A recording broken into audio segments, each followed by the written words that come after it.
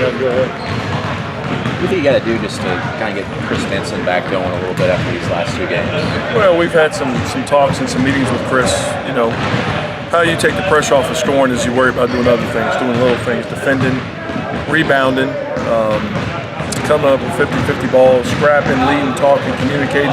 When you take the pressure off of scoring, then scoring becomes naturally when you can score like he does. And I think he's been thinking too much about the whole leading the SEC and scoring. So I think he's going to get back to that.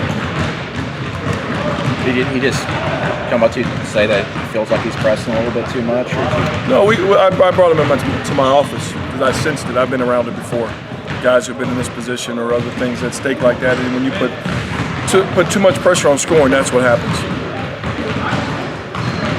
Talk about A&M a little bit. Caruso's, heck of a little point guard they got there. Yeah, he's really developed into a really good point guard. He was not their point guard last year. He was a small forward for him, and he's really transformed into a really good point guard. At his size, it's a difficult matchup. 6'6" point guard who can pass the way he does and defend and disrupt the game the way he does on the defensive end of the floor.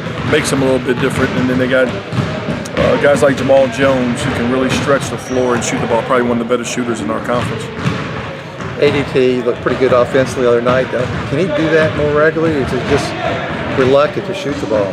Yeah, it's a confidence thing. It's a confidence thing, and he's another guy that's transformed over the last month playing his best basketball. It's unfortunate we got some other individuals going the other way. So if we can get them back, coupled with how Hassan is playing, then we can make some noise here down the stretch. How important is it to kind of end the regular season on a positive note going into a tournament? Yeah, win or lose, you want to go be competitive in terms of giving yourself an opportunity. We didn't do that in the last 2 games. We were competitive, but we didn't give ourselves a chance. We want to give ourselves a chance, win or lose on the road. Winning on the road is hard in any good league.